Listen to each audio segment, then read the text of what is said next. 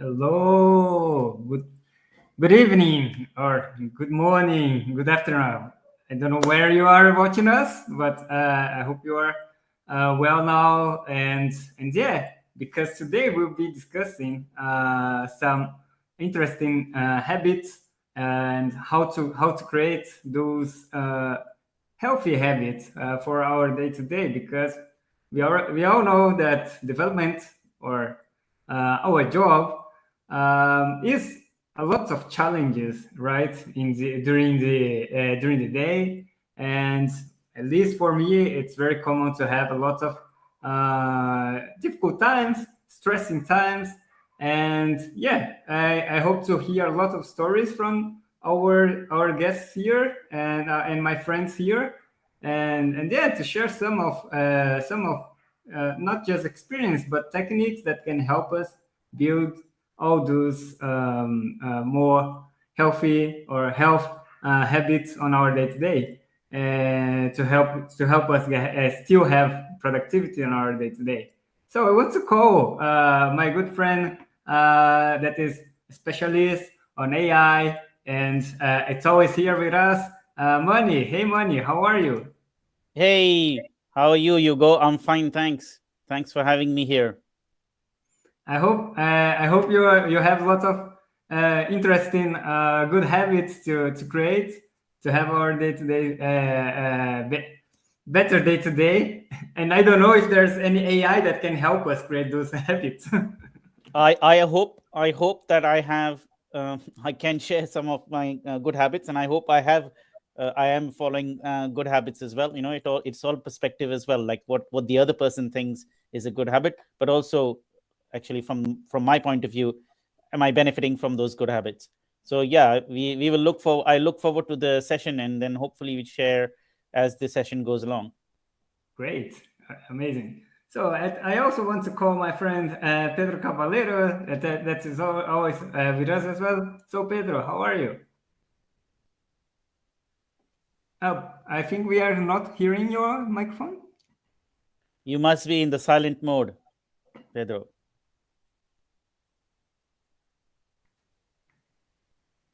No, technical issues, and that's one thing that stresses all day, right? That is part of our job, isn't it? Part of our It's job, Yeah. fixing those. Okay, I think while Pedro is fixing your mic, Pedro, I will call also. I will just get the time and call our good friend here, Bruno. Hey, Bruno, how are you? Hey, Hugo. Hey, Money. So good to have you guys here. Hey, Bruno, great to see you. That's Thanks great, for man. being, thanks for joining us, Bruno. I hope Yes, I hope to have lots of great it's lessons always a from you. pleasure. It's a highlight of the week, right? So having been here with you guys.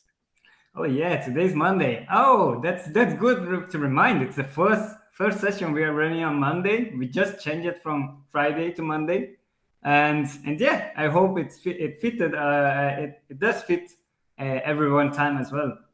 Yes. And yeah, yeah. Go ahead, Bruno.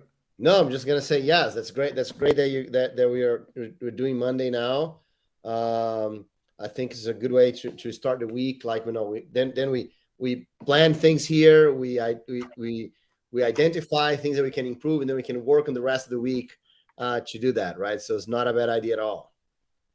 Amazing. Oh, let's see. Hey, Pedro, are you back now? Hello, hello. Now I'm back. Ah, Yeah. Yeah. Not well nothing done. like we just reload the browser and we get everything working. Yeah. Right. It's a Fantastic. modern restart the computer, right? Yeah, exactly. I was going to say the same thing. In the old days of Windows and DOS, we would say reboot the computer, and it usually works after rebooting the computer. We still haven't been able to figure out what the problem is. But hey, reloading the browser is the new, because the browser is the new operating system, right? Right. Right. In this web in the web the in the web environment now we are always trying having browser issues now, not operating system issues.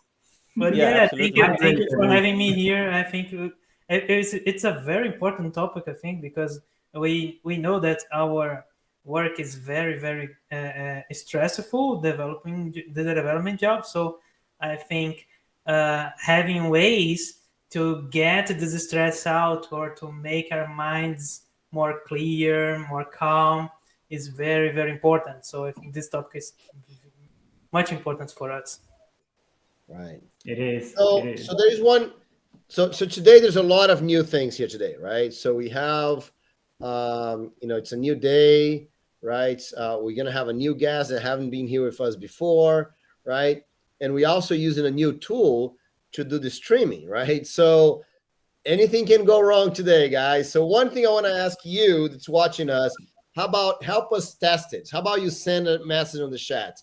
Say hello wherever you are, if you're in YouTube or Facebook or Twitter or LinkedIn, whatever you are, say something, say hello. And just so we can see if we can see you, if we can hear from you, right? We're just testing everything out here today. So, excuse any technical glitch, right? Because I'm sure we're gonna press the wrong button at some point. So, just let's make this a more interesting thing. Amazing, good reminder. Yeah, that's a lot of things, a lot of new things, and we are a bit of stress here because we are testing all these new things today. And yeah, that's amazing. It fits well with the content today. Right. And Hugo seems to be very stressed today. It looks like. So why- what you just said, the two of you said, reminded me of something that happened in 2017, 2018. So I was on a regular podcast, which was more like an audio podcast. It wasn't like broadcasted on YouTube. Also, it was a pre-recorded one. Mm-hmm. So we had nearly over an hour of conversation. And we also had a guest who was really hard to find time and bring on the show. And she arrived as well. And we had really fun. The moot point of the conversation was towards the end of the last 60 minutes. And you probably know this person, Bruno. I'm not going to name him online. He forgot to press the record button. We had two guests, actually, not one, who were hard to bring on the show. So we did the show again, but we had probably other guests. I can't remember what happened. We didn't have the same guests. Yeah.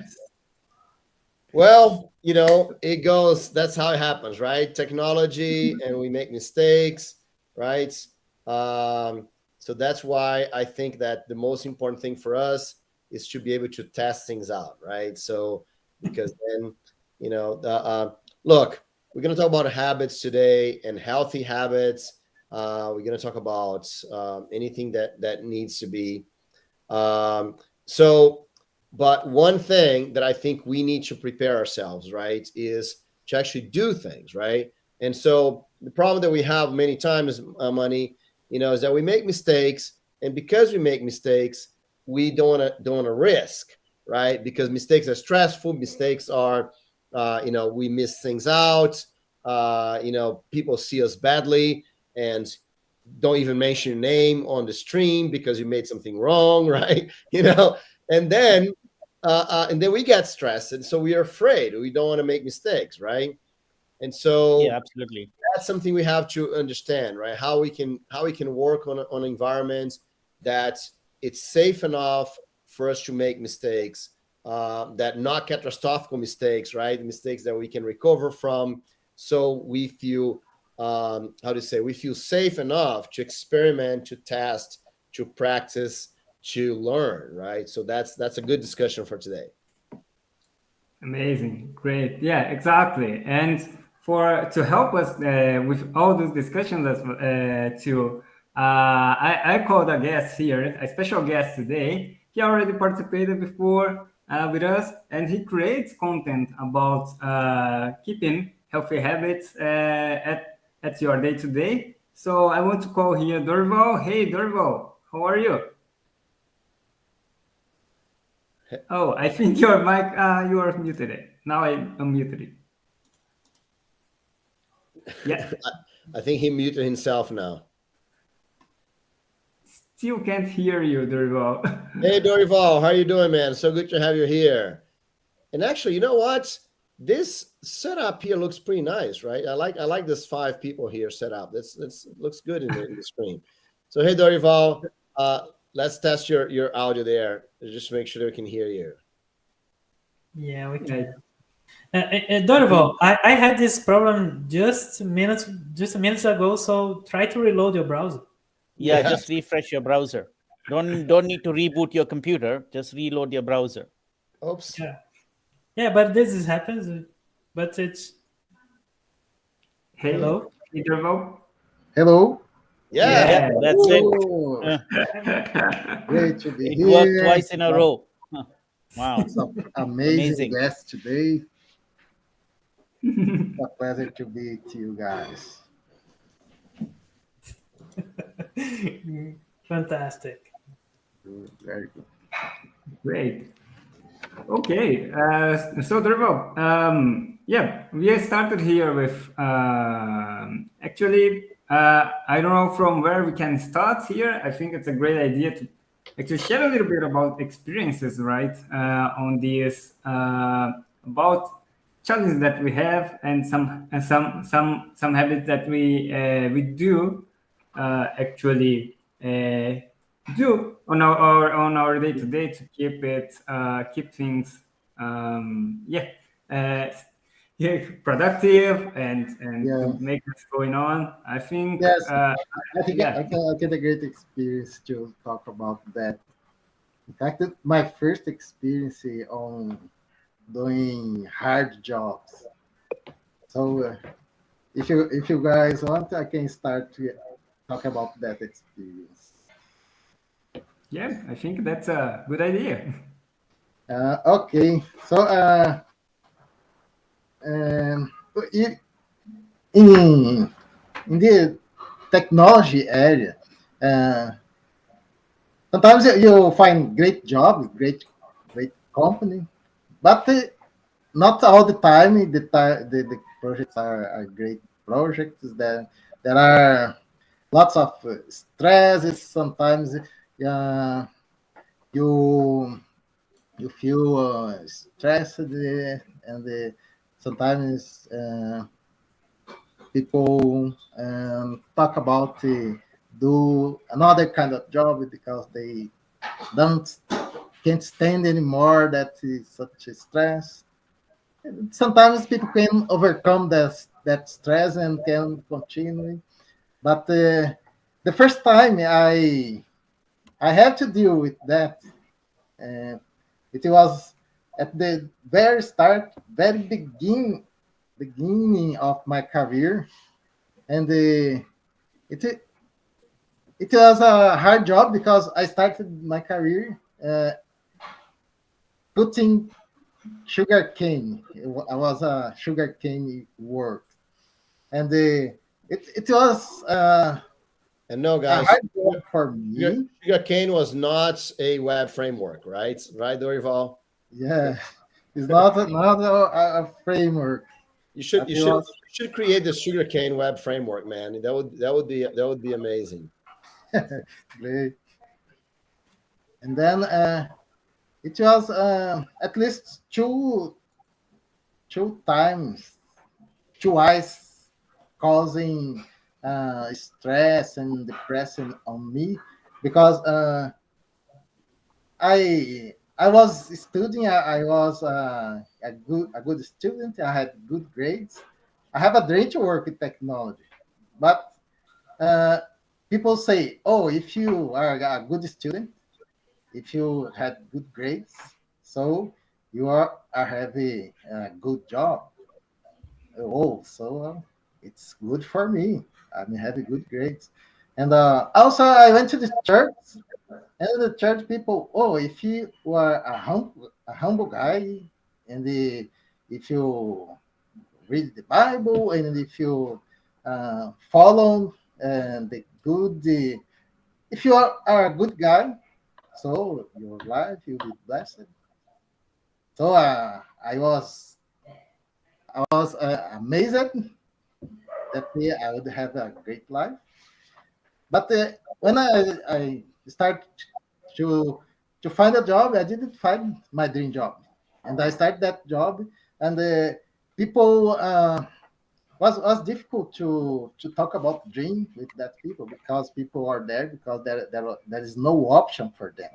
And at the time, I start to become physically uh, stressed because I wake up at 5 in the morning, and I come home and I went to the school, and I was sleeping at midnight, and I had no time to get rest. And then I started to think about everything I had when I was a child, that I would have I need to have good grades, and I need to be a good guy on the church. And that is something I thought that is something wrong with this world, because some people, some guys, is not some friends of mine was not such a good guy. I thought I was a good guy more than other guys. The guys don't even went to the church, and I went to the church every weekend. And then I start to search about it. What moves the world? What really moves the world? And then I found a book. The book was called "The Power of the Subconscious Mind," written by Joseph Murphy. And there is a knowledge that until today, coaches and other people value that knowledge. But for me, that was the only way to get information. There was no internet at that time. And then I found that is the the essence of the that I found there is that what determines what movie your life, your future is the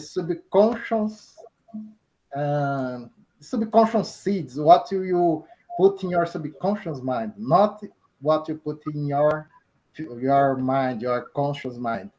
And when you have lots of difficult situation in your life, you have you pass life.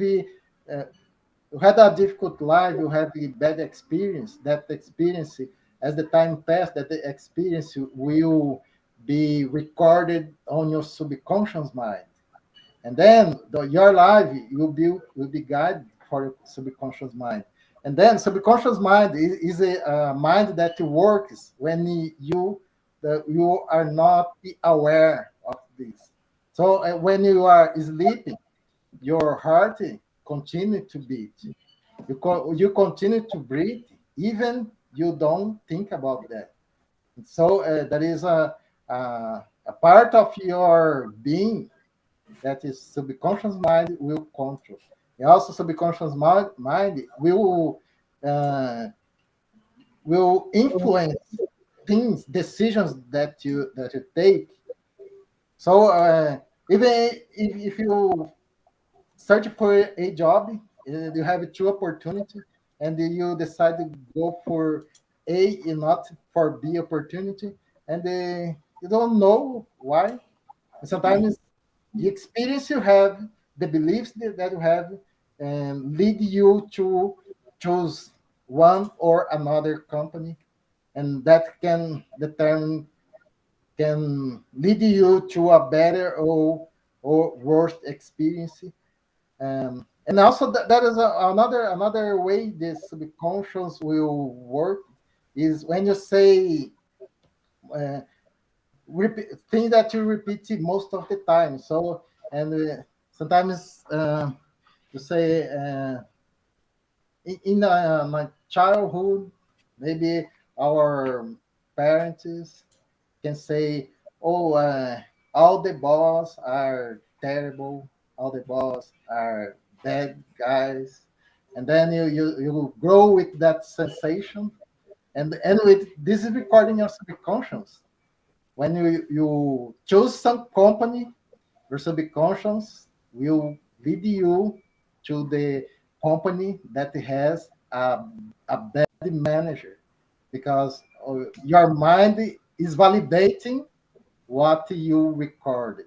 So it is important to change that that feelings that that you will be recording in your subconscious mind.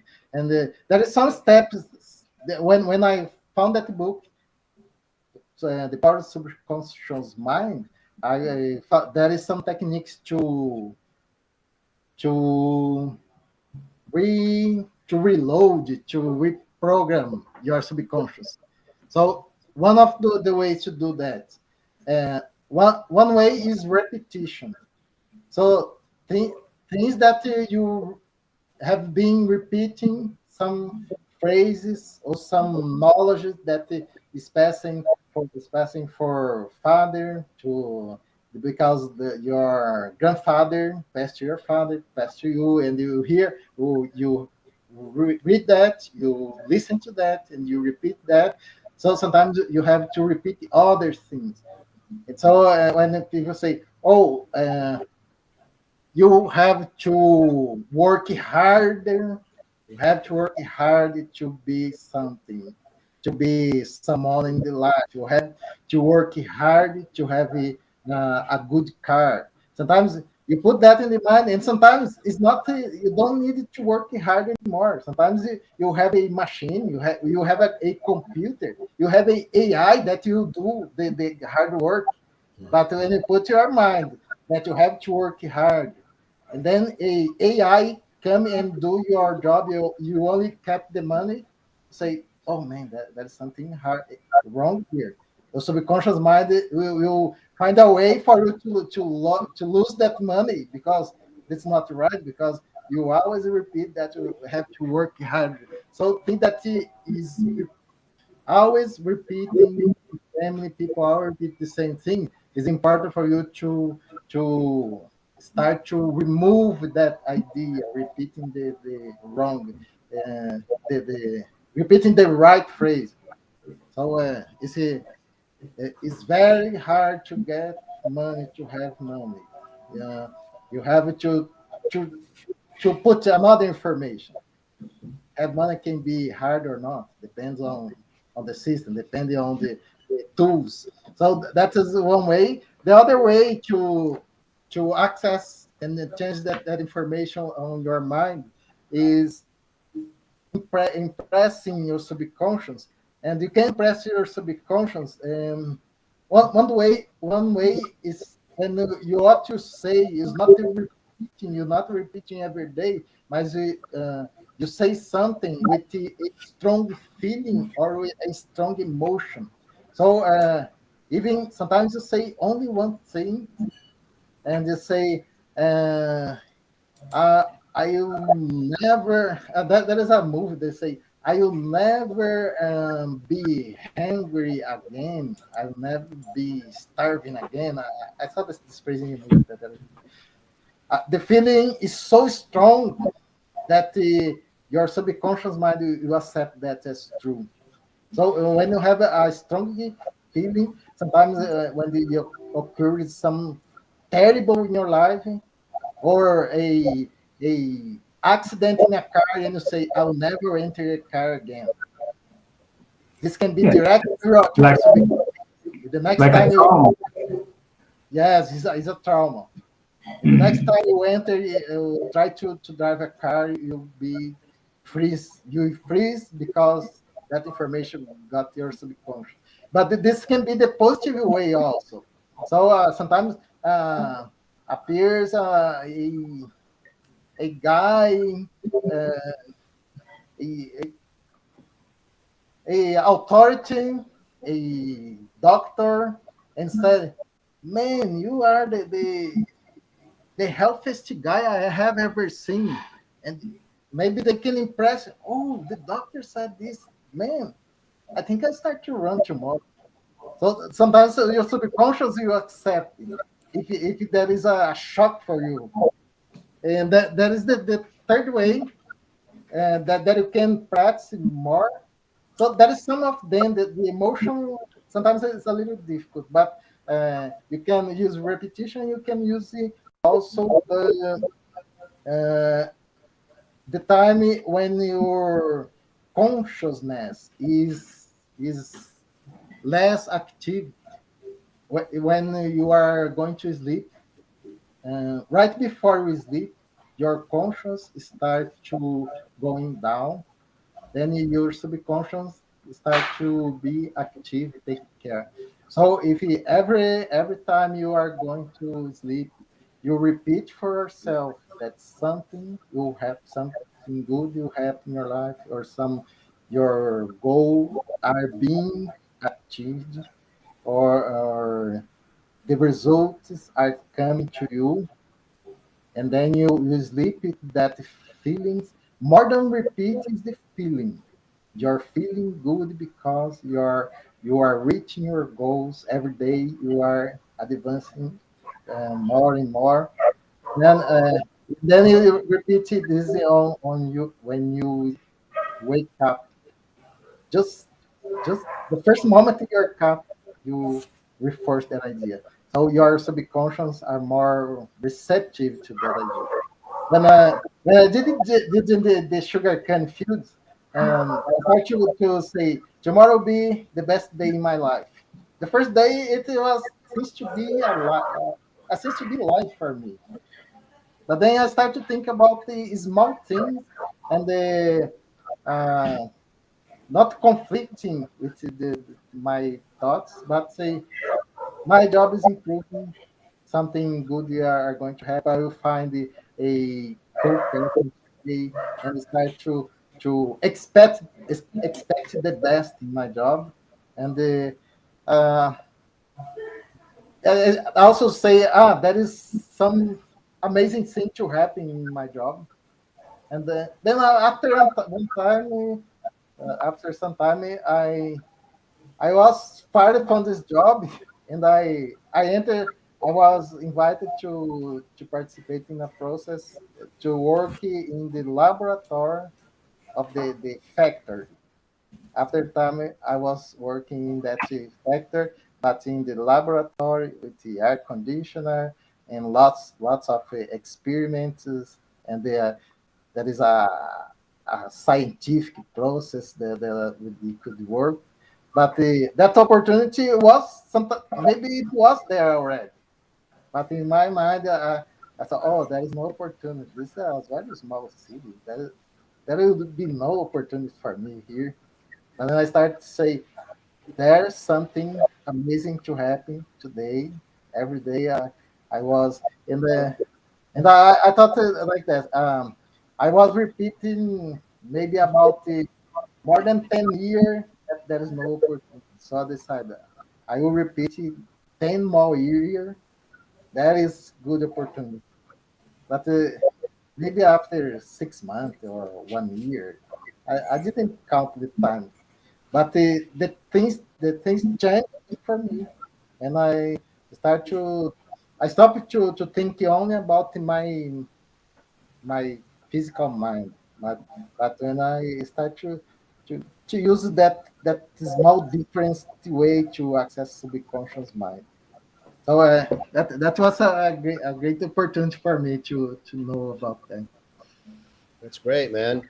That's all good information. No, that's I think that's very important, right? So uh, everything that happens in our life starts here, right? Starts in changing our mind first, so we can start. We can do things, right? So so money. You know, Glory was talking about this whole, you know, how hard it was for him to actually, face all those challenges, everything. Do you think that this is a reality on the software development arena also? When we are learning new things, when we are, especially everyone is talking about artificial intelligence those days, right? So, what's the mentality we need to have to actually, start learning new things like this? So I think the learner's block, I don't know if that's the word, but if you know what I mean by learner's block, or Hmm. the fear or the phobia to learn, actually is the phobia of change, right? Hmm. Because you have to learn something means something has to change, right? They are both very connected with each other. Has been there, I don't know since when, but at least I know that when I started learning, I mean, maybe I'm a different case. I'm always enthusiastic about learning something new, right? Like if it is something that I'm going to benefit from, if it's part of my target and my goal and my ambition and my aspiration, then nothing can stop me from learning it, right? The harder it is to learn about it, the more effort I will try to make to go and find out more about it, right? But that's because maybe my wiring is different than many other people, where the smallest thing can bring them a fear and they don't want to learn. And then they'll have excuses or reasoning or some sort of a logic that they will create either for themselves or for other people to give them the reasoning why they cannot do it or they don't want to do it or they shouldn't do it, right? All those kinds of things. And none of these things are non-repairable or non-changeable, right? It's all to do with mindsets. Now, for me as well, has been that for things that I still need to know in life, but that's not part of my profession, I wouldn't readily go and learn it. So then I had to create the mindset for those things.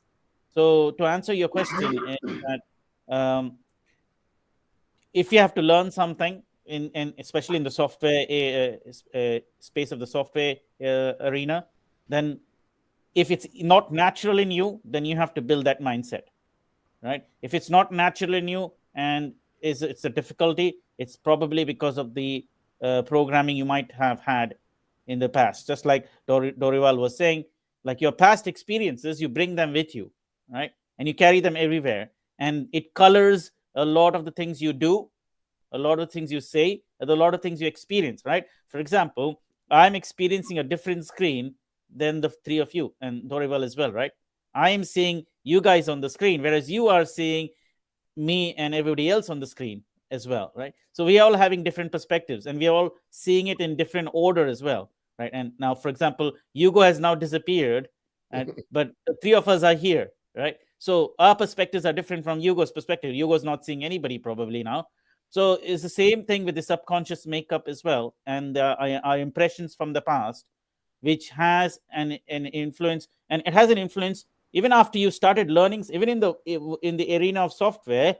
It has an influence on the code you write, the way you design things, the way you interact with people. It has got because I don't know about you, but in the past, when I started growing in my career, and I also see a lot of young developers, the assumption factor is really high. You know what I mean by that? As a software developer, I would assume this, that, and the other, and then start writing code or start delivering a solution to somebody, right? Not going and asking, how do you want this delivered? What are the requirements? Have you written tests? Do we have CI/CD? Are we looking into code quality? Is there going to be code review? Or how do you want this delivered? Does that thing work in this fashion?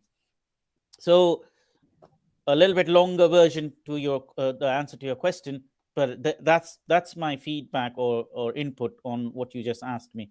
And I don't know if Hugo and Dorival got to hear any bits of it, because I assumed that they were going on and off, logging on and logging off. But maybe Bruno, you or Pedro, you can summarize what I said to the two of them so they can get a little bit of a gist of what I said. No one drop it. They're all here in the background, so it's all good. Okay, all right. Yes. So let me quickly just say hello. I see Honey. He said hello here. Hey, Honey. How you doing? Good night, guys, he says. And then before here, we also had Ray. Hey, Ray. Good to see you here. Right. So Ray is a good friend from us in So Java. He's always on the user group meetings. So good to have you guys here.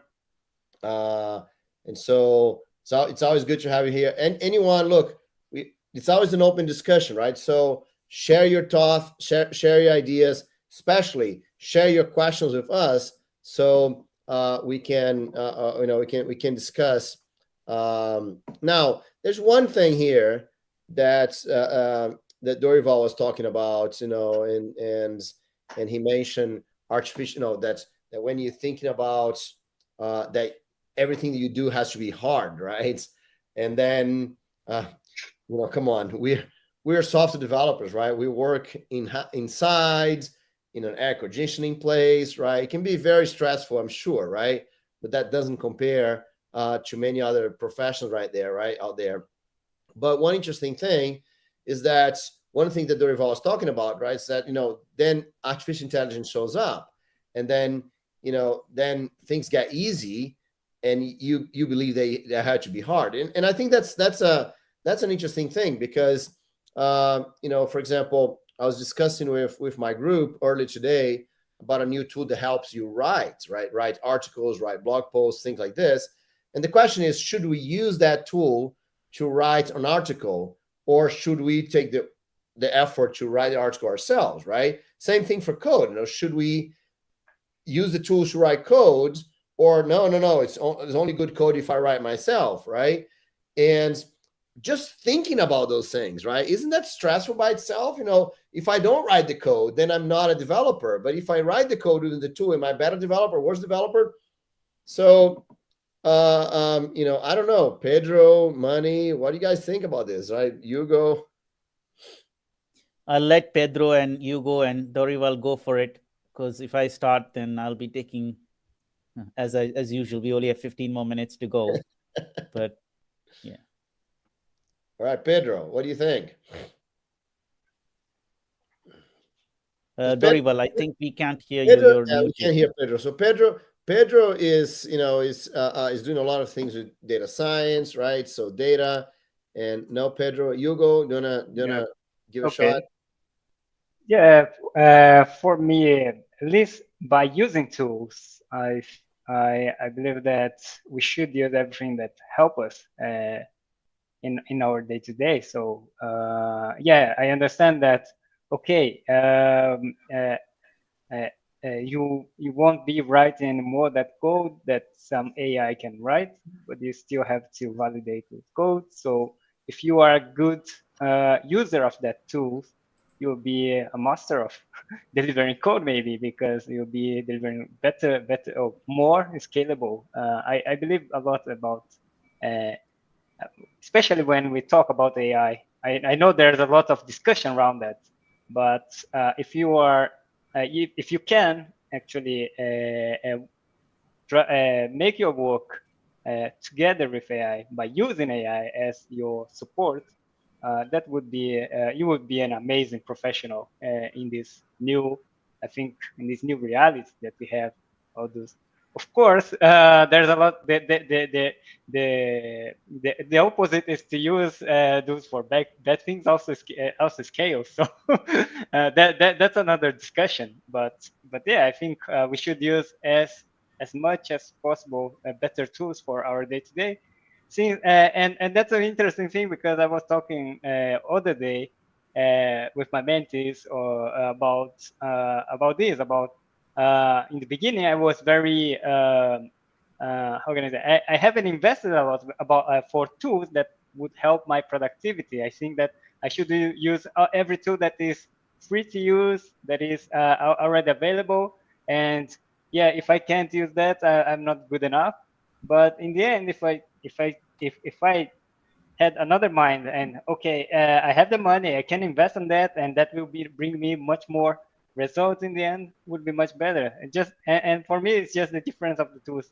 It was the IDE in the past, or it was another tool in the past. Now it's AI support. Yeah, I was thinking exactly like that. I was thinking that,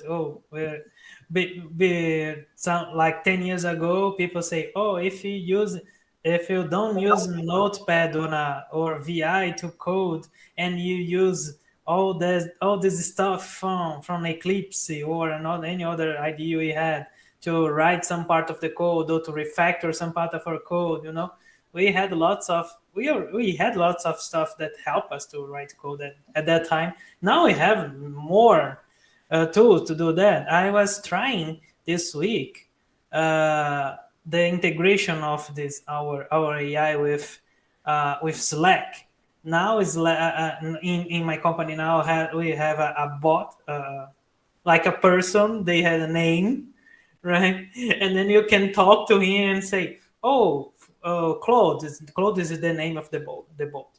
Claude, can you summarize that for us? And Claude summarize everything. Oh, Claude, about that code there, what do you think it's gonna happen? Do you have any problem with that? And then and then Claude just write a comment everything. So Claude is a chat GPT integration with Slack. So it's really productive. And of course, who is better to understand if it is productive or where it will be productive and not than us, than the developers, right? But I was thinking during Dorival's comments about when you have a block in your mind. Sometimes I knew that in the past I always thought that, oh, I need to know everything. If I don't know all these things, I'm not a good person for this new opportunity, or I will not be and I will not get that job, or many of these kind of blocks I had in my mind, and it was really problematic. I don't know exactly why I have this kind of blocks, because it's something that I need to talk with my therapist, right? but but removing these blocks was something really, and it's been really important for me, right? Because now I can see I can think that, okay, I I know that I can do this thing. I know that I can work on that. I know that I can learn all this stuff. Or no, I know that I know that I'm not the one that needs to know everything. I know that I can not know things. All these blocks in our mind makes us less open to all these opportunities, all these things. So I think getting opening our minds, or getting all this good energy for us has many things to removing these kind of blocks we have in our mind. And yeah, every tools talking about artificial intelligence, everything starts here, like Bruno said in the beginning. And because actually the computer is a tool, right? It's very funny that when we get afraid of tools, because the computer is a big tool, and the funny thing is that if you know what you're doing, you can use a tool to do it faster. If you don't know what you're doing, you can use a tool to destroy everything, right? Faster Exactly. too, right? So Bruno, I just want to grab the opportunity here. There are some people on the LinkedIn chat, and it doesn't come out here on our chat. And we know that this tool that we are using today doesn't yet integrate the chat from LinkedIn. But I see greetings from Oliver and Danilo Pereira. He just sent, and also hello Oliver. Good to see you here. And Danilo Pereira, he sent a question here. Isn't AI just another tool in our toolbox as developers? And Exactly. yeah, I believe it is. I don't know if anyone would like to add more things here. I think Bruno wants to say something, or Manny as well. I thought Dorival wanted to say something and his mic was not working. Is your microphone back, Dorival? Can you hear me now? Yes. Yeah, Yes. perfect. Yeah. Why don't you add something, and then I'll follow on, and maybe Bruno and the others can follow on as well after that. I just think Dorival is going to teach us something, right? So how about we just answered? I think that's what we just answered right now, right? So Danilo's question, right? That's just another tool. I think that's just another tool, Danilo. That's exactly what it is. One And important point about the tools that appear you're starting using is it's important for you to know in the past if you were against that tools, if you are subconscious already accept that tools, because sometimes you accept a tool in my mind. Oh, I know, I love these tools, but I passed 3-4 years attacking that tools. Then sometime your subconscious will bring you to the old path. So it's important for you to change your unconscious feeling, unconscious thoughts about that tools also. Cool. That's actually a great point. It just reminded me about the VI and Emacs wars, if you know what I'm talking about, or Eclipse versus IntelliJ versus NetBeans versus some other IDE, or Java versus all the other programming languages. JBuilder, you know, everyone talking about JBuilder. I haven't heard of it for quite some time now. Well, Whoa. JBuilder was a great tool, but you know, it just got washed away by all the other IDEs that came afterwards. Right. Yeah. I remember JBuilder. I worked with it. It was fantastic to use with AGB 1.2 at that time because AGB 1.2 was really cumbersome, and JBuilder helped a lot with that. Wasn't that from Borland, right? JBuilder. Yeah, I remember. Yeah, actually, going back to the comment about which actually Hugo very well answered it, is that if you and I think the words that that people are using for that is human assisted AI or AI augmented human or AI assisting the developer, right? If you look at from that point of view, it's an additional tool to the developer that the developer can use to enhance their productivity and accuracy and efficiency, right? Because we have a lot of, as Dorival was saying, we may come with fear, we may come with phobias, we may come with subconscious programming. But you know, when you get a tool that already sees through all of that and assists you in a way, then we can automatically overcome those things with the help of the tool, right? As opposed to trying to do the same things ourselves manually. And that is the big difference. And AI is just another tool in the tool chest. It's not something like, you know, it's not going to replace anything. And what Pedro was saying earlier about do I use that or do I not use that, right? So there's two ways to it, right? Do I create my own thing or do I make it create it? So actually it can be used in both ways. You create your own thing and the AI tool will review your work and give you comments on it. Or you could have the AI tool create all of it or most of it, and you review it and see and make sense from it to see, is this all sensible? Is it something I want? Is this good? And then maybe consult the AI tool back again to say, can you comment on this part of the thing you just created? And of course, if it's not able to comment it or give you a sensible or reasonable answer, then you may choose to not use that part of the solution, right? So I think it can be used in both ways, and it's actually overcoming a lot of our blind spots and deficiencies in skills and experiences when we do it this way, as opposed to thinking, oh, should we make it do everything? Or yeah, it's come here and it's going to take away our jobs, and we are not going to be doing everything or anything. It's basically going to make us redundant. So I think all of those are fallacies, and instead use the tool for what it is. It's the same thing we had whatever number of years ago when we had computers that got introduced into the office space, right?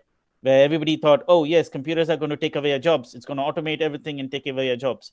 But that's not what happened, right? It has made us a lot more productive. It has created a lot more services and a lot more value-added services that we now depend on, as opposed to us being replaced by computers. We need more people to actually use the computers, as opposed to the other way around. Bruno, we are not able now to it's Bruno's time. It's going in circles. Dorival, Pedro, Bruno.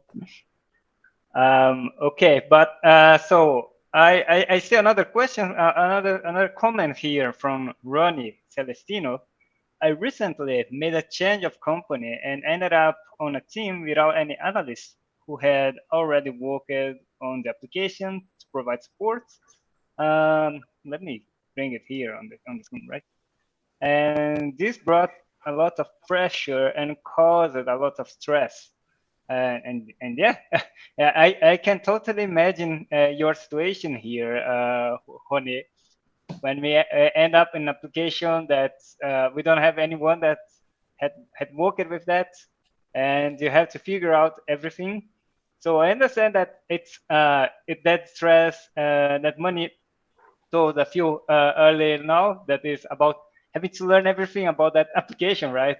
It's changed everything because you don't have anyone that can guide you. So you have to figure out. You have to get your some sword and start to break all the things in your way. And yeah, that's very stressing. I don't know if there is anything that you guys do to make it less stressful than usually it is. Yeah. Something that I talked before. I say, we need to realize that we don't need to know everything. And when we talk about this, we think we have this. We include this kind of situation. When you start working in a system, mostly the system is really big, right? And then and sometimes we are having like a high turnover in the company, etc. And many people, and most of the people don't know about what you need to know, or need to do, or you need to know about that system, and you need to figure out yourself, right? This is a common situation, right? We always have to look at this, and knowing in our minds that we are allowed to not know everything. It's important. So, and then you are okay to start digging in this thing, to start learning, to start searching, to start looking at what you need to do at that time, right? So, of course, it's something that a negotiation is important. For example, we need to negotiate with the manager. You're going to need to negotiate with the team. Anywhere that that show, oh man, I think this thing here, we're going to need time. So this is the negotiation. When now I got some time to go deep on this. Cool. Now go deep on that, and then you discover and do everything, right? I can say that in my case, I'm always doing the work people don't want to do, right? I think this is something that makes you much more valuable to the company.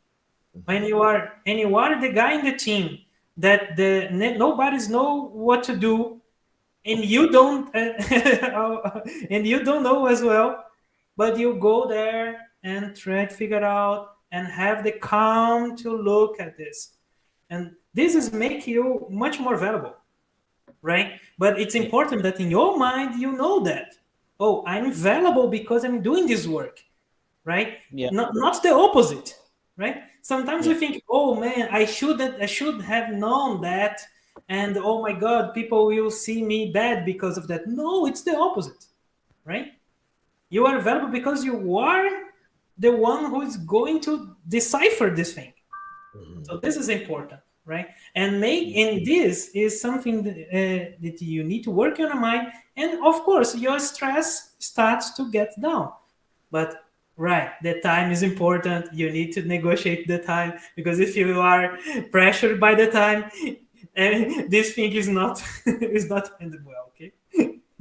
Yeah, I think you said a very important thing there. First, you need to realize that mentally yourself, but there is an external stimulus that can also help calm you down. The external stimulus is an environment that is a safe environment where everybody understands and accepts and acknowledges, look, you don't need to know everything, and we don't expect you to know everything. We know you don't know everything, and you don't have to know everything. We know you're a knowledge worker. You're an intelligent person who can learn things quickly. You're an intelligent person.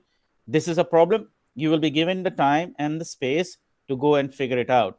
There is an unknown here, and we will help you bridge that gap. But that factor sometimes is not spoken. It's not explained, and sometimes that space is not created.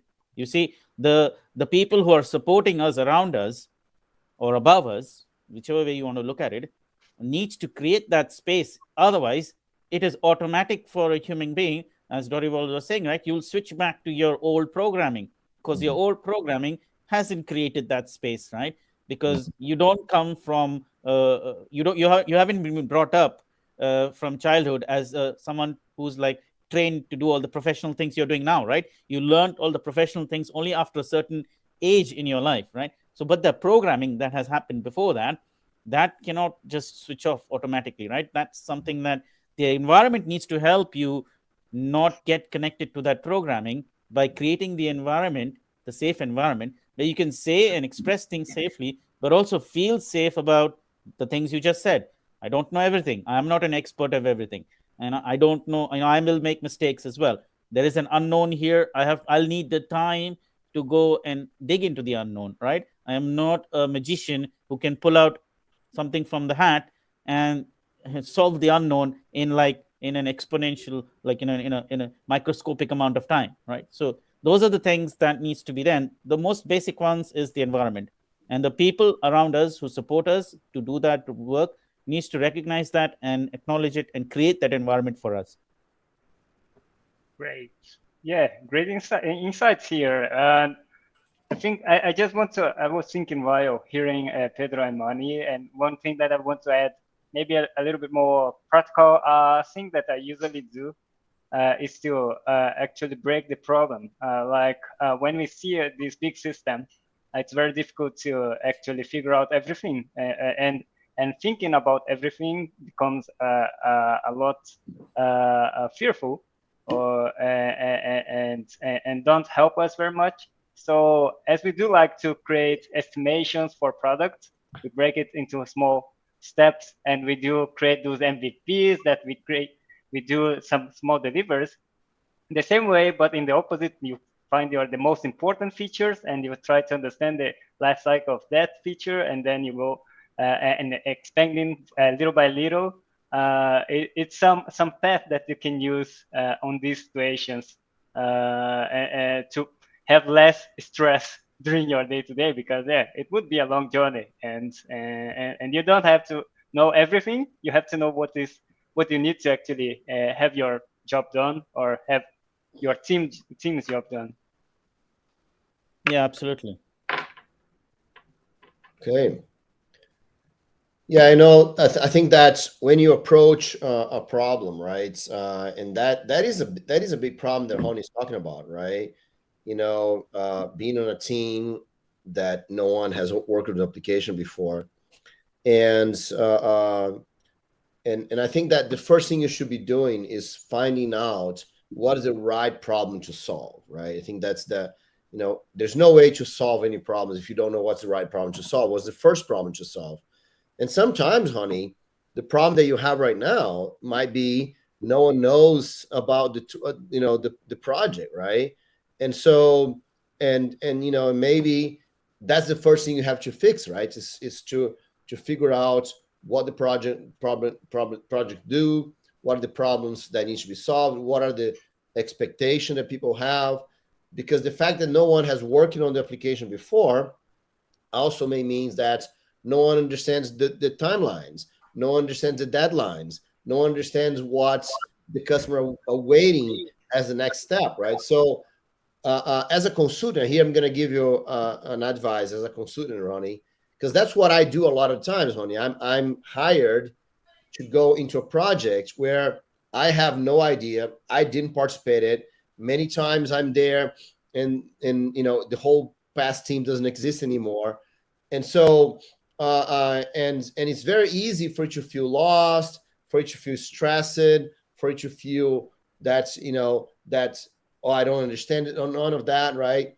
But as a consultant, honey, I have a even worse problem, because when people hire a consultant, they expect immediate results, right? So they're like, yeah, we're gonna train you and we're gonna show you things around, right? They said, you're here for 15 minutes already. So what's the solution, right? It's like, and so and that's my attitude, honey. What I try to find out, I look around, I talk to as few people as possible to try to identify what is the biggest problem, right? And then I go in that direction. I'm going to try to dig that out and go after to solving the biggest problem. And once you have, that mindset, of solving the biggest problem, then most of the other problems are smaller than that one, and so things start falling in place, right? So that's my strategy for your honey. And sometimes when you attack some of those big problems, the other problems that you think are smaller or medium-sized problems are sometimes connected to this one or few big problems that you just identified, and you fix them, and your smaller or medium-sized problems either vanish away or become even less significant. Right. And that's like the first 5% of the problem list is actually the root of the remaining 95% of the problems you have, right? Or whichever way you want to look at that. The 95% severity problems are actually, causing the system to hold back. But once you solve that, then you don't have the 5% problem that you thought you had after lagging behind. So right. I want to add to that is that actually the stress factor comes in, can be past programming, but also can come in and you just start taking it personally. And you start thinking in, oh, if I don't solve it, then I am not a good professional. I am not good at it. I'm not good at what I'm doing. And all those personal things, right, that we can feel. And it is normal and natural because that's how we've been, right? If you're given a problem, you cannot solve it, then you're the one who doesn't have the knowledge. You're not intelligent. Those are the programming that kicks in. That, and I think Dorival will agree with me on that, is those are the subconscious fears we have.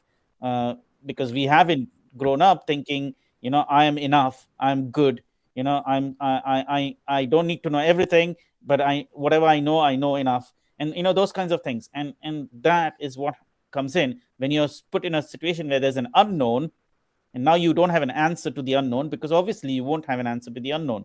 It's like how you're saying, Bruno, you got to go there and talk to a few people, get acclimatized, and start chasing the big problem. And of course, if you're hired in as an employee, that's a different thing. But if you're hired in as a consultant, the pressure is even more, because they think now you're a magician who'll just come in with a snap of a finger, or you pull something out of your hat and the problem is solved, right?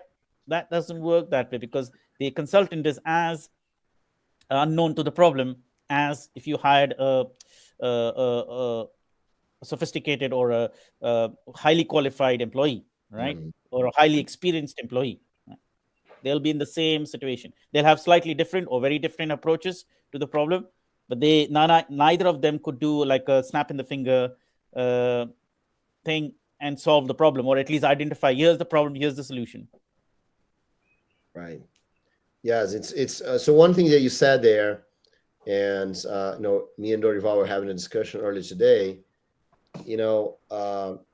The way you see yourself, it's very, very important, right? Because a lot of times, especially when you're under pressure or when you're in a stressful situation, what happens is that what comes up are your fears, are your vision of are your perception of inability, are your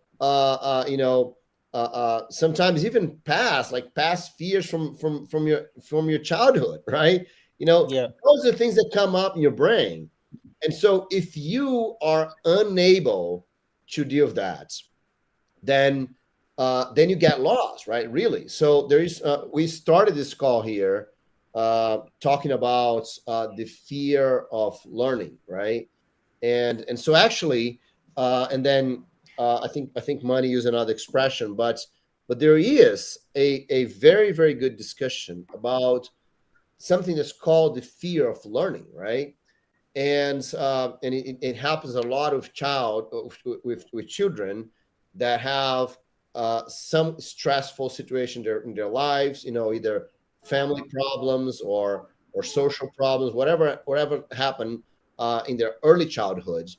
And then when they get to the moment they have to start reading, right? Here's what happens on their brains, right?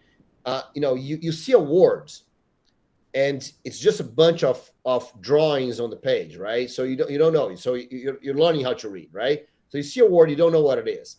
So there is, and it's like even with us, right? You see a drawing, and in that is a split second that your brain has to understand that drawing is a word and there's a meaning behind it, right? On that split second, that for us is very fast, but for our brains, man, it's like millions of neurons are going off, right? And so, if in that moment, if one of the neurons are being fired has something to do with a past fear, with a bad memory, with something traumatic in your life that you are unable to handle, then that fear takes over. Takes over your whole brain, right? And then the thought of the words just disappears because you're immersed in this completely crazy situation that you can't handle. So that's why the more we grow, the more we are able to deal with ourselves, right? With our fears. And sometimes, even go back into childhood things, because that's the way that we can handle, because the better that we handle ourselves, the better we're going to let our brain just do what needs to be done instead of being lost in all those fears. So this is like a huge study field, and there's all kinds of discussion about that. But that's why, and as we're talking earlier, right, Dorival, this happens everywhere, man. You're an interview, right? You're giving a talk, you're writing some codes, you are having a discussion in a meeting. I mean, this happens, right? And if you are unable to deal with that internally, then what happens that you get lost and you're unable to talk, you're unable to explain things to other people. The interviewee will notice that you don't know what you're talking about anymore, right? It's like, all of this shows up in the relationship that we have. So now Dorival says that he has an exercise. Is the exercise to solve those kind of things, Dorival? To remove blocks or traumas of our minds. That would be awesome, man. If we could do that, that would be awesome. So how you do it?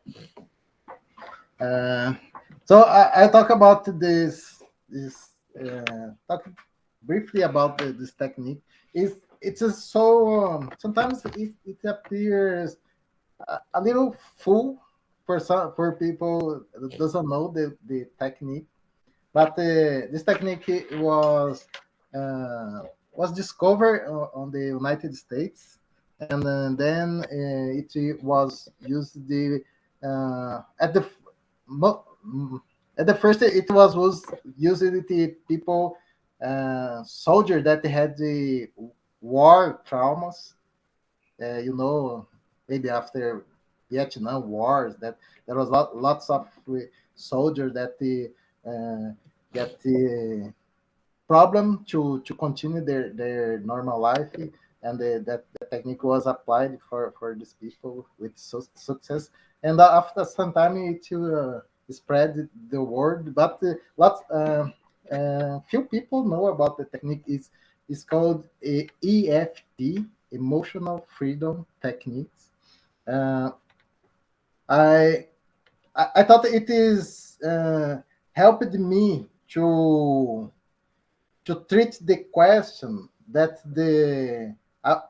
as I was talking about, you have to we need to have good thoughts.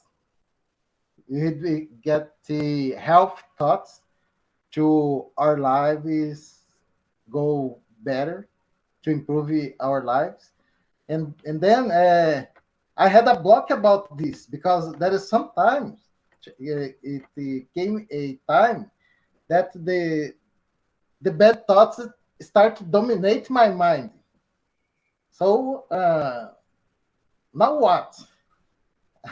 I need to have good thoughts, but the bad thoughts is stronger than myself.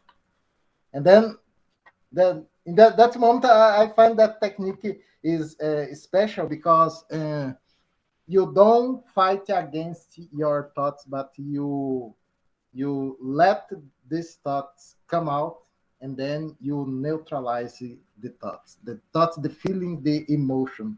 It is used for traumas, and most for traumas to phobias, or also trauma phobias, fears, guilt.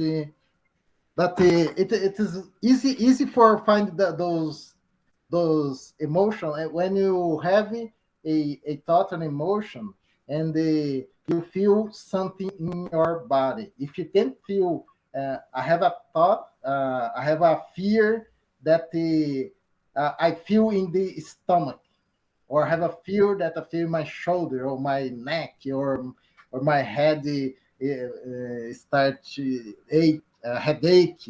So when you can feel that, it is easier for you to remove the cause of the pain, because sometimes you have a pain on stomach, but it appears when you think about the day you have a bad experience, a bad emotion, or you get angry with something, and you have that pain on your stomach, and all of the sudden that pain appears again.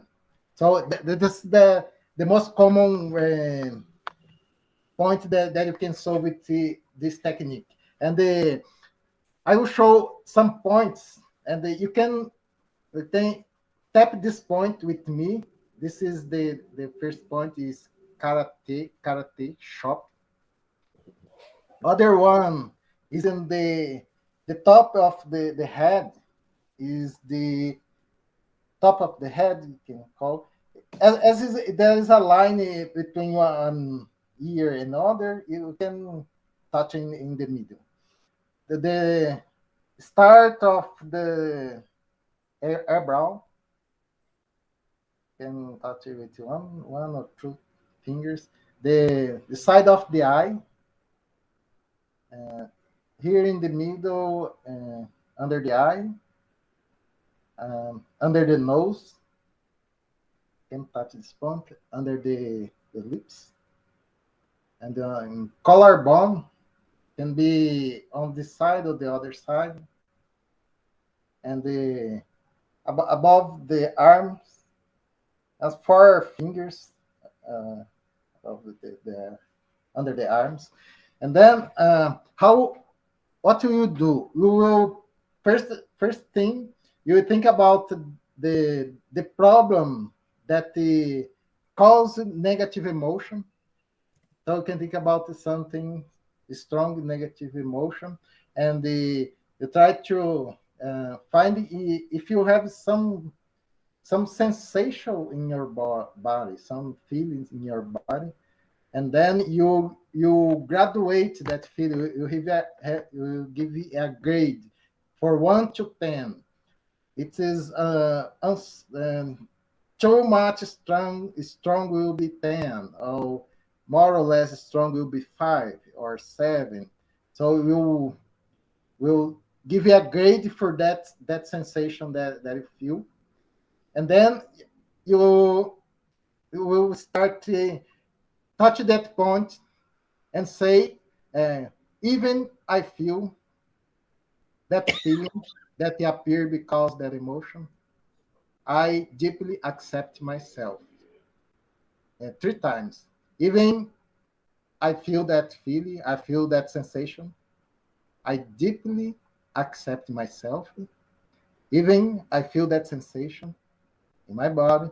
And you can say that the body, the exact position on my stomach or my chest, even I feel that sensation, I deeply accept myself. Then you will touch the points that we touched, and you say only the sensation. So you say that sensation. So you concentrate on the sensation you have in your body, that sensation. Then eyebrow, that sensation. The side of the eyes, that sensation. And let that sensation come up, that sensation under the eyes, that sensation under the nose, that sensation. This can be 7, 9 times your touch, but that is not exactly quantity. And about under the lips, that sensation, the collarbone, that sensation, under the arm, that sensation. Then you stop and get a deep breath, and then pay attention on the sensation again. Sometimes that sensation can get stronger because you are touching a sensible question. But when you touch that point, you this is acupuncture point. That acupuncture point is when people use needles to remove energy, bad energy. Sometimes people also much in Spain. Spain, people have the problem in Spain, and they use the professional use the needles, and that needle make that energy flow away. But what the people discovered, the researchers discovered that you can unblock that point with your fingers. So think again about the sensations. You have to measure it again and give it a grade if it is stronger, if you less stronger. And then you talk one more time about that. Even I feel that sensation, and talk about the feeling of the emotion you feel. If it even I feel that sensation because of that thought that I remember, I deeply accept myself. Even I feel that sensation because that thought that I remember, that fact that occurred in my mind, that occurred in my life, I deeply accept myself. Even I feel that sensation in my body because of that emotion. You say your emotion that you are feeling. I deeply accept myself. Then you touch the points I found and talk about the sensation and emotion. That sensation because that emotion. That sensation because that emotion. Side of the eye. That sensation because that happened in my life. That sensation about that emotion. That sensation. That sensation. And you pay attention where the sensations are in your body. That sensation in that part of my body, under the arm, that sensation in my body. And then you stop, get a deep breath, and then pay attention. Give you a grade if the sensation is 5 or 6 or 8. Then sometimes the sensation will move to other part of your body. Sometimes it is your neck. Sometimes it moves to your head. Then you have to pay attention. Then you do another session. Focus on for the place that sensation is right now. And then after all, you can do this for several days. Every day you can remember new things. Sometimes you will listen voices. Sometimes someone say something traumatic for you, you can hear the voice. So you can do this session, even though I'm listening to this voice talking about that, I deeply accept myself. Then you do all the session, talk about the voice. You give a grade for that voice. And then when you touch the points, you are liberating the energy, the bad energy from your body. So sometimes you listen to voice. Sometimes you see some image, maybe an accident. When you start to touch, you will see the image of the accident. But when you touch the point, the image will be unclear. And then after some more session, you try to see the image, you don't see anymore. So it's a very strange way that this works. But sometimes you say, "Oh, I'm a fool. I can see nothing. I can hear nothing anymore." But it is common. Sometimes you try to work in something, and after some time you say, "Oh, why am I doing this? I don't see anymore. I don't listen to voice. I don't listen nothing." So it's very for me, it's a very important point to learn that technique, because sometimes your emotion is stronger than you. Then you don't fight against the emotions. You let the emotions come up, and then you touch the point and you neutralize that emotion. You remove the power of the emotion. But you don't think, oh, I have to be positive. I have to be positive. But your mind don't want to be positive. I'm angry. I'm in terrible fear here. What I can do? So let the fear come up. Give a grade for the fears and touch the point. Even I have fear. I'm dead of fear, but I deeply accept myself. And let the fear come up and touch the points. And then the fear will move and you working with them. So this is a compliment for the subconscious part that I thought that you sometimes you will not be give a, not be strong enough to face your fears, but you let it come up and you work in other ways. So that's all I want to share with you.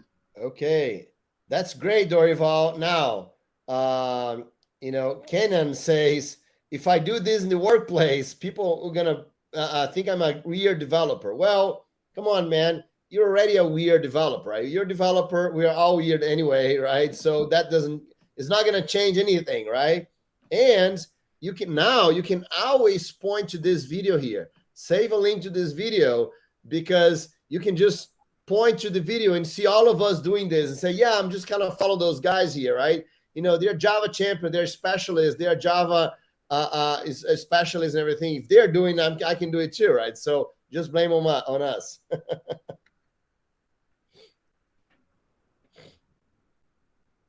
Yes, but it's some people don't like those techniques. But sometimes I don't do that in my room. But I go to the restroom, then I give 5 minutes. Oh, even though I'm dead of fear of participating of this meeting, I need to accept myself. And then that's why Dorival disappears from time to time, because he goes to the bathroom, right? Yeah. When I was doing Dorival, I was feeling like when I did some meditation, some before, and I think the feels is almost the same, right? You are meditating about something that is bad for you and try to give it away, right? So I think it's the feeling is the same, and I think that's why these techniques are important, because you choose the one who works for you, right? Right. And anything you can do that makes you feel better, that's it. Yes, because there is lots of situations. Sometimes I try the meditate, and I start to meditate. I'm calm. May I be happy? May I be calm? May I be in peace?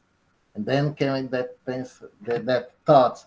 Oh, I will have a meeting today. Oh, what you are do? And you try to fight against that sensation. You try to fight against that thought. Then I learned, oh, I can use the other technique. I don't need to fight against the thoughts. Right. Very good. Yes. Hugo, you're not listening to you. Yeah. Yes, you're not listening to you. Sometimes Yeah. you will Just need reload it, it works. Yeah. a reload will be necessary. Okay. So yes. Yeah. That's the bug on this tool here, right? So we're trying this new tool, but it has been bugging us with the sound, right? So let's try to figure out for next time. Yeah. When you mute yourself, you cannot unmute. You will mute, but it's don't work. Can you hear me now? Yeah. Yeah. Yes, perfect. Yeah. Maybe some bug. We can raise an issue for this platform. The support. Yeah. Yeah.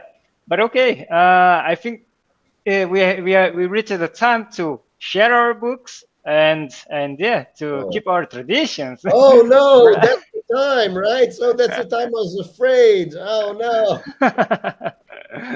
So, who wants to start with the books today? Oh, now money, your mic. Want your money to refresh. Maybe that's a problem. I muted myself, and then my voice went. Exactly. Is it still mute? Well, can I start? Yes, go ahead. Yes, of Start. course. Go ahead.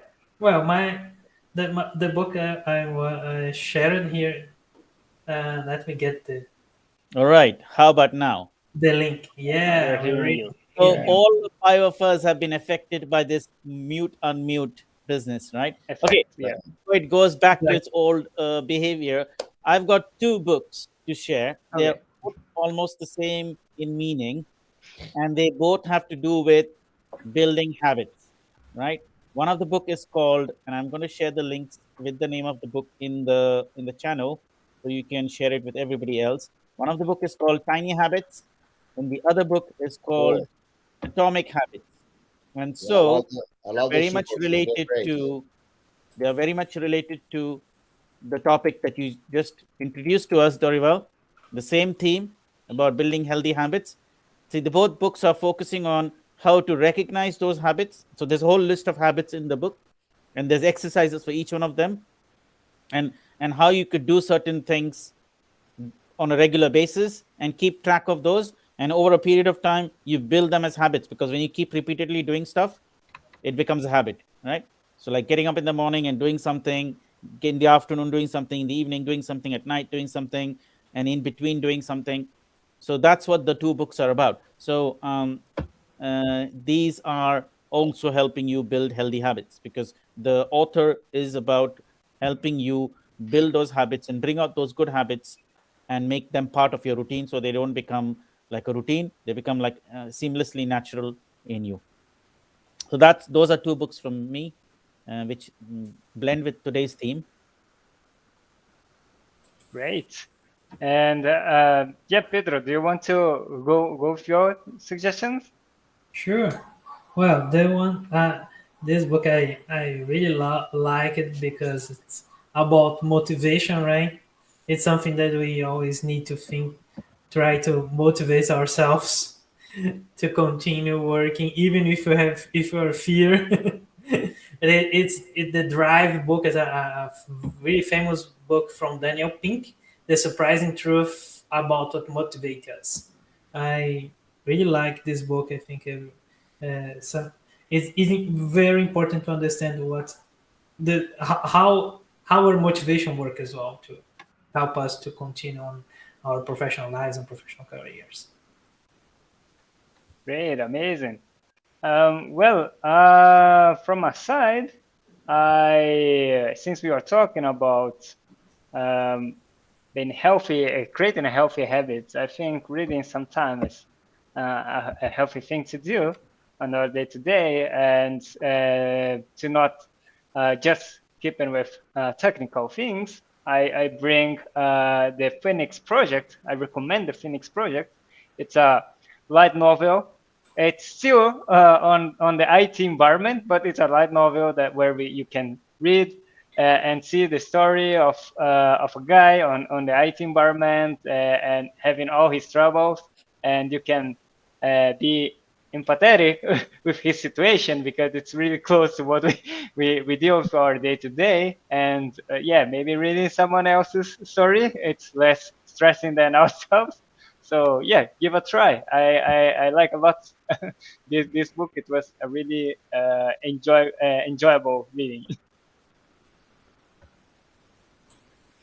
Bruno, Durval, do you want to go with your tips? Yes, I have the the portal of the founder of the EFT therapy. I will put the link here. Is emofree.com. Uh, so Actually, Duraval did mention a book earlier, right? The Power of the Subconscious Mind. I think, Yes, and I that think is, we have already shared it. So Dorival was the first person to share a book. Was it? What is it, by yeah, Jeffrey yes, Roberts? Was that that's a good book. right? Okay, so great. So along with that, he's also shared this link to EFT.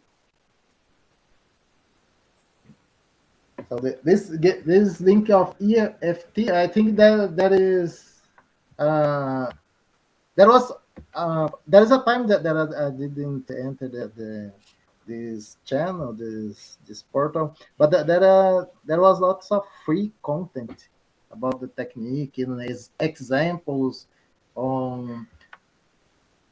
I think that is example of the war traumas, how they cure that traumas. So if you get a search on the portal, you can find more material. And the book, the first book was The Power of Subconscious Mind. Also is a great book. We've already shared that, Dorival. That's okay. Oh, We've great. already shared it earlier. Right. Good. Thank you. Thanks a lot. Okay, and because we're talking about habits and mental habits and how we can be a better developer with good habits, I've got this good book here written by a friend of mine. It's called The Secrets of Rockstar Programmers. Right. So let me put here in the chat. I have already. Oh It's no. no longer a secret now. Yes. So I'm just gonna paste it here. It looked like it didn't paste. I don't know what happened. So let me paste here in the private chat here so you guys can paste if it doesn't show up in the other one. All right. So the Secret of Rockstar Programmers. So this is written by a good friend of mine, Ed Burns. Right. Ed Burns used to be the spec lead of server specification, the Java EE ecosystem, and based on this book here, he sat down with lots of top developers, and there's a big list of names here in the back, and then and he talked to them about what are the habits that they have, what are the skills that they build, how they build those skills. So it's a very good read. There's a very interesting thing that I haven't seen in any other book, is that in the ends of the book, he actually has like several tables where it lists, the skill, the developers, it's in kind of see who did what, right? So it's very interesting to compare, what all the top guys did. So again, Secrets of the Rockstar Programmers. Really good share. Yes. So Again, to do with habits. Getting things there. inside the minds of Rod Johnson, Edward Kohler, Java Post, Chris Wilson, James Gosling, Andy Hunt. Lots A of lot. It's a lot of good people there. yeah, rock stars. rockstar. We actually did we did a Java One talk, me and Ads, about the Secret of Rockstar Programmers, right? So that was very, very nice. Oh, great. So, yeah, I hope you got some great ideas about keeping healthy habits, or at least share some of sharing this experience and sharing your questions. We could actually connect better with you and give more motivation to keep growing and understand that you are not alone. Everyone has their challenges, and we have to deal with that. It's our day to day. And yeah, I think that's it for now. I hope you enjoyed the session, and thanks everyone here for contributing with this discussion. It was amazing. Special thanks to Dorival, that was our guest here today, and to sharing your technique. And yeah, I hope you help a lot of people with that. Okay, so see you guys. See you next session. We'll be on Monday, and we'll be keeping on Monday. So see ya.